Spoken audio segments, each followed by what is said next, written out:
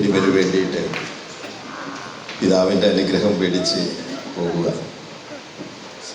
സെറിൽ പിതാവിൻ്റെ ടോമേ സെറിൽ പിതാവ്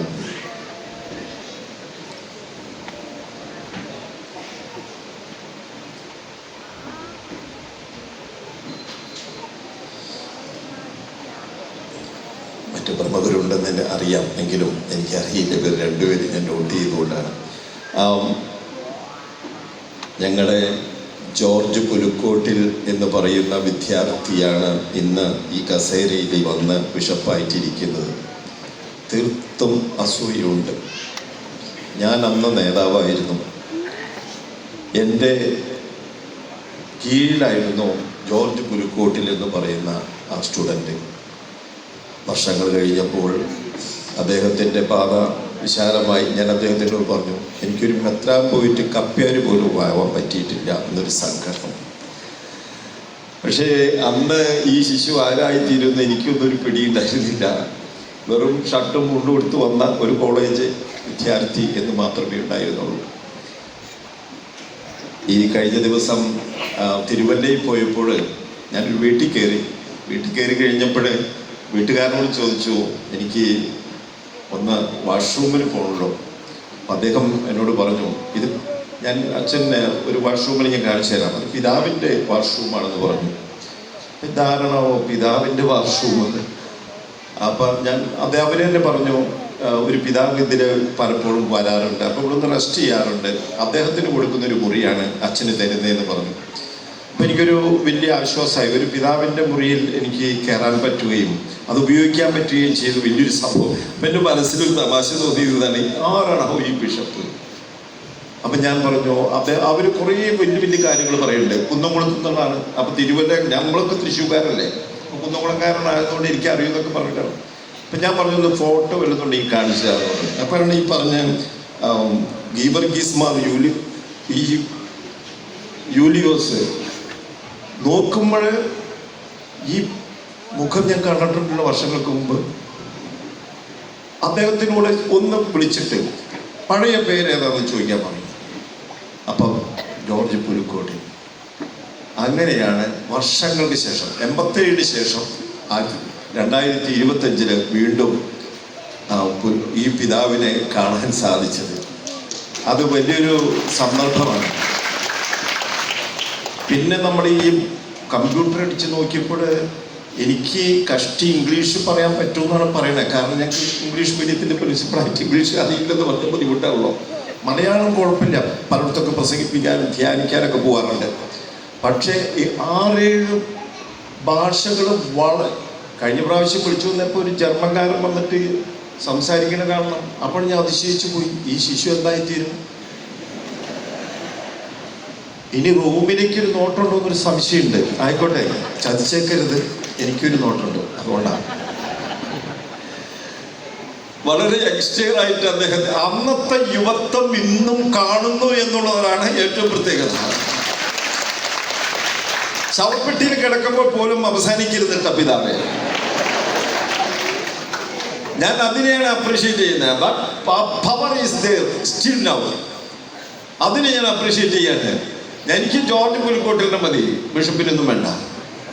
പക്ഷെ ഞാൻ പിതാവിനെ ഒരു ദൗത്യം കൂടി ഏൽപ്പിക്കുകയാണ്. എന്തെന്നറിയാമോ? ഞാൻ വിദേശത്ത് പോകുന്നത് പല കാരണത്തിനാണ്.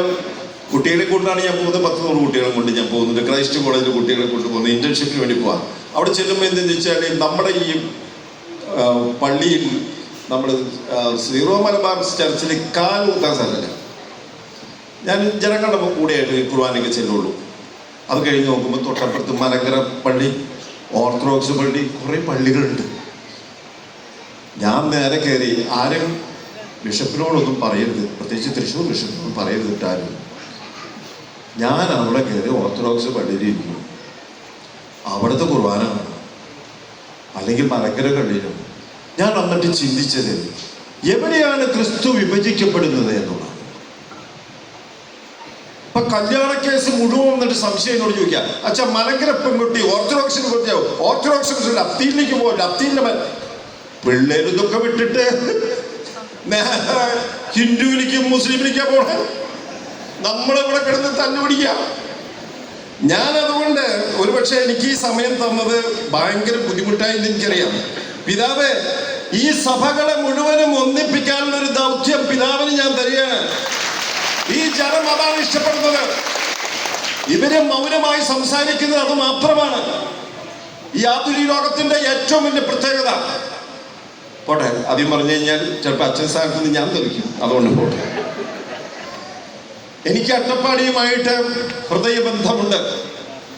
ഒരുപക്ഷെ നിങ്ങളെക്കാൾ കൂടുതലുണ്ടെന്നൊന്നും ഞാൻ പറയില്ല. സെന്റ് ജോസഫ്സ് കോളേജ് മൂലമറ്റത്തിലെ പ്രൊഫസറായിരിക്കുമ്പോൾ, പ്രൊഫസർ എന്നൊക്കെ ഞാൻ കൂട്ടി പറയുന്നു, ലെക്ചറുള്ളൂട്ടാ, അന്ന് വെള്ളിയാഴ്ച രാത്രിക്ക് ഇവിടേക്ക് വണ്ടി കയറി ഈ അടുപ്പുട്ടിയില് 14 വർഷം ഞാൻ വർക്ക് ചെയ്തിട്ടുണ്ട്. അതുകൊണ്ട് ഞാൻ പെട്ടെന്ന് ഈ അടുപ്പുട്ടിയില് എവിടെയാണ് ഞാൻ കിടന്നിരുന്നത് അറിയാമോ? അവിടെ ഒരു സിസ്റ്റേഴ്സിന്റെ ഒരു കേന്ദ്രം ഉണ്ട് അല്ലേ? അതെ, ആ സിസ്റ്ററിന്റെ അവിടെ നിന്ന് കുറച്ചൊക്കെ നീങ്ങിയിട്ട് വളവില് ആർക്കോ ലോൺ എടുത്തിട്ട് വീട്ടാൻ പറ്റാണ്ട് സിസ്റ്റേഴ്സിന് കൊടുത്തിട്ട് പോയി. അവിടെ ഒറ്റയ്ക്ക് ഞാൻ 3 വർഷം രാത്രികളിൽ വെള്ളി ശനി ഞായറുണ്ടായിരുന്നു. അന്ന് ഉടുത്തിരുന്നത് കാവ്യവസ്ത്രമായിരുന്നു.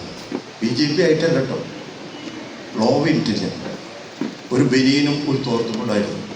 എന്നെ ഇതിലേക്ക് കൊണ്ടുവന്നത് ഫ്രാങ്കോ എന്ന് പറഞ്ഞ അച്ഛനാണ്. ഫ്രാങ്ക് അച്ഛൻ തൊട്ട് ബാക്കിൽ CMI സഭയുടെ കൊവേന്തി ഉണ്ടായിരുന്നു. അവിടെ പോയിരുന്നു പറഞ്ഞു, കാരണം നീ പോയി കഴിഞ്ഞാൽ പിന്നെ ഇങ്ങോട്ട് വരാൻ പറ്റില്ല, ഇവിടെ വർക്ക് ചെയ്യാൻ പറ്റില്ല. ഒറ്റ അച്ഛന്മാർക്ക് അറിയില്ല 4 വർഷം ഞാൻ അവിടെ വർക്ക് ചെയ്ത കാര്യം. ഈ ജോഷിച്ചിനും അറിയില്ല. ഞാൻ വെള്ളിയാഴ്ച വരും കോളേജിൽ നിന്നും. I belongs to Kottayam province. ഞാൻ കാരണം ആ കോളേജിൽ വർക്ക് ചെയ്യുന്നത്.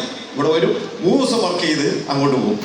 നീട്ടി കൊണ്ടുപോകാനില്ലാത്ത നാടകക്കാർ കഴിഞ്ഞു തോന്നുന്നു. ഇത് വരുമ്പോൾ എന്നോട് പറഞ്ഞിട്ടില്ല. ആയിക്കോട്ടെ, ഇതില് വലിയൊരു സംഭവം, അതിലൊരു വ്യക്തിയെ ഞാൻ അതിൻ്റെ ഇപ്പോഴും ഓർക്കാം. ഈ അടുപ്പുട്ടിയില് ഏറ്റവും പ്രശ്നക്കാരനായിട്ടുള്ള ഒരുവനെ ഞാൻ നോട്ടിട്ടു. ഈ യുവത്വത്തിനെ മുഴുവനും കൊണ്ടുപോകുന്ന ഒരു പയ്യനെ ഞാൻ നോട്ടിട്ടു. അവരിന്ന് ഇപ്പോൾ ഇവിടെ ഉണ്ടെന്നാണ് എനിക്ക് തോന്നുന്നത്. അഭിലാഷം ഉണ്ടാവില്ല.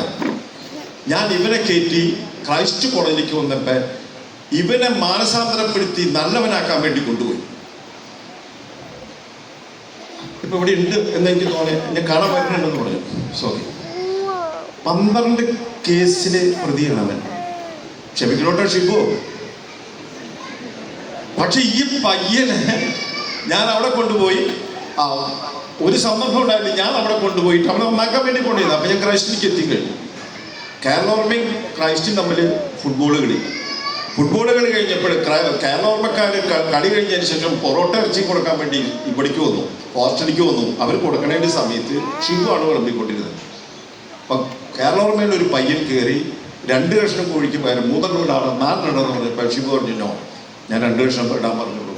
അവൻ മോത്തേക്ക് നിങ്ങൾ തരുന്നത്. ഈ ഷിബു 12 കേസിന്റെ പ്രതിയെന്ന് ഈ ചെക്കനറിയോ? എല്ലാ കുട്ടികളും ഇവരെ പിടിച്ചു മാറ്റി. അതിനുശേഷം എന്നറിയിച്ചു, അച്ഛൻ മാനസാന്തരപ്പെടുത്താൻ കൊണ്ടുവന്ന പയ്യൻ കേരള കോളേജിൽ ഫൈൻ അടിച്ചിരിക്കുന്നു. ഇനി ഫൈനൽ നടക്കണം, സെമി ഫൈനൽ നടക്കണം. ഇതൊക്കെ ഭയങ്കര ബുക്കാറായി. ഞാൻ പെട്ടെന്ന് അവസാനിപ്പിക്കുക. ചിലപ്പോൾ ഞാൻ ധ്യാനത്തിന് ഈ പ്രസംഗത്തിൽ പറയാറുണ്ട്. കോംപ്രമൈസിന് കേരള കോളേജിലെ മാനേജർ, കോച്ച് കുന്തം കുറുപടി, ക്രൈസ്റ്റ് കോളേജിലെ കോച്ച്, ഇവരൊക്കെ എല്ലാവരെയും വിളിച്ചു കോംപ്രമൈസ്. ഷിബു, നീ ഇന്ന് ഇവൻ ആരാണെന്ന് അവർ മനസ്സിലാക്കി കേരളക്കാർ. അപ്പോൾ ഇത് കോംപ്രമൈസ് ആക്കാൻ വേണ്ടിയിട്ട് വന്നതാണ്. വിളിച്ചു, വലിയ സുന്ദരമായിട്ട് വിളിച്ചു. ഞങ്ങൾ കോംപ്രമൈസിന് ഇരിക്കുന്നു. അപ്പം അടിച്ച പയ്യൻ പുറത്ത് നിൽക്കുന്നുണ്ട്. അവൻ എങ്ങനെയെങ്കിലും ഒന്ന് കോംപ്രമൈസ് ചെയ്തിട്ട് വേണം ഫൈനലിൽ കളിക്കാൻ. ഞങ്ങളങ്ങനെ നിൽക്കുന്ന സമയത്ത് ഷിബുന്ന് വെച്ചു. ഷിബു ഇവനെ അടി കൊണ്ട അന്ന് തൊട്ട് ഞാൻ സുവിശേഷത്തിലെ ക്ഷമയുടെ ഭാഗം ഇവനെ ഞാൻ എന്നും ഓതിക്കൊടുക്കുമായിരുന്നു. ഷിബു, ക്ഷമിക്കണോട്ടോ. ഇല്ല അച്ഛൻ, ഞാൻ ക്ഷമിച്ചോളാം, അതെന്ത് പ്രശ്നം? അച്ഛനെല്ലാവരും അടി കിട്ടിയിരുന്നു. ക്ഷമിച്ചോളാം.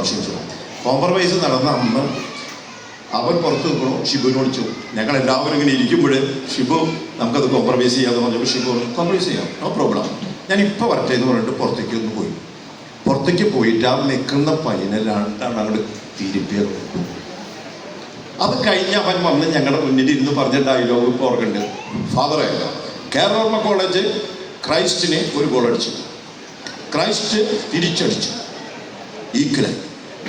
ക്രൈസ്റ്റ് ഒന്നുകൂടി അടിച്ചാൽ ക്രൈസ്റ്റ് വിജയിക്കും.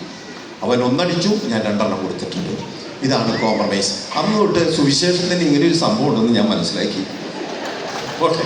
ഇങ്ങനെയുള്ള കുറേയൊക്കെ വേറൊരു സങ്കീർണമായിട്ടൊരു സംഭവമുണ്ട്. ഇവിടുന്ന് ഒരു പയ്യൻ ഇവിടുന്ന് ഒരു കൊലപാതക കേസുമായിട്ട് ഞാൻ പോയി.